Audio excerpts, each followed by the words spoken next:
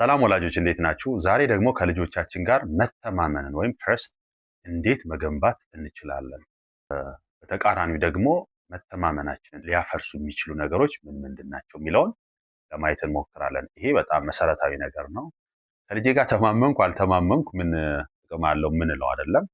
በኋላ ላይ የምንነግራቸውን ነገር ያዳምጡ፣ እንዲያም መንገድ ስንጠቁማቸው ልክ ነው ብለው በልበ ሙሉነት እንዲሰሙን በልጅነት የምንገነባው ትረስት ወሳኝነት አለው። በኋላ ላይ እንደ ጓደኛ ሁሉን ነገር አምነው እንዲነግሩን እኛም ደግሞ የምንነግራቸውን ነገር ተግባራዊ ለማድረግ ገና በጊዜ የምንገነባው መተማመን ወሳኝነት ስላለው ትኩረት አድርገን ልናዳምጥ ያስፈልጋል።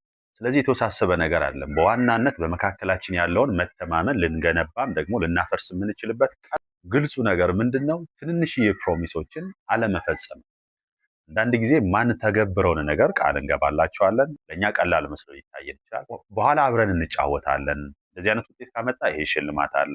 እነኝህ ነገር ከተናገርን በኋላ ሳንተገብር ዝም ብለን ስናልፈው ንግግራችን እውነተኛ እንዳልሆነ ማሰብ ይጀምራሉ።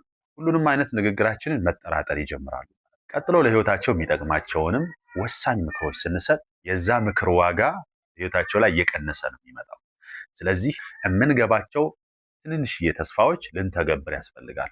ማንተገብረው ከሆነ በፍጹም ልንናገረው ያስፈልጋል።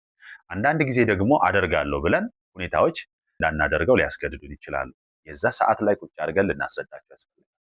እዚህ አስቤ ነበረ፣ ነገር ግን ይሄ ነገር ስለከለከለኝ ስላልቻልኩኝ ነው ብለን በደንብ ሊያሳምናቸው በሚችል መልኩ ልናስረዳቸው ያስፈልጋል። ለምን መፈጸም እንዳልቻልን ልናሳምናቸውና ልናስረዳቸው ያስፈልጋል ማለት ነው። ስለዚህ በእኛና በልጆቻችን መካከል ያለውን ትረስት ወይም መተማመን የሚገነባው ትልልቅ ቃላትና ተስፋዎች ሳይሆኑ ትንንሽዬ የተፈጸሙ ተስፋዎች ናቸው። ስለዚህ ትኩረት ማድረግ ያለብን የተናገርናት ትንሽዬ ነገር መፈጸም ላይ መሆን አለበት ማለት ነው። ይህ ምክር ጠቃሚ ሆነው ካገኛችሁት ለሌሎች ሼር እንድታደርጉ፣ ቻናላችንም ደግሞ ፎሎ ማድረግ እንዳዘነጉ።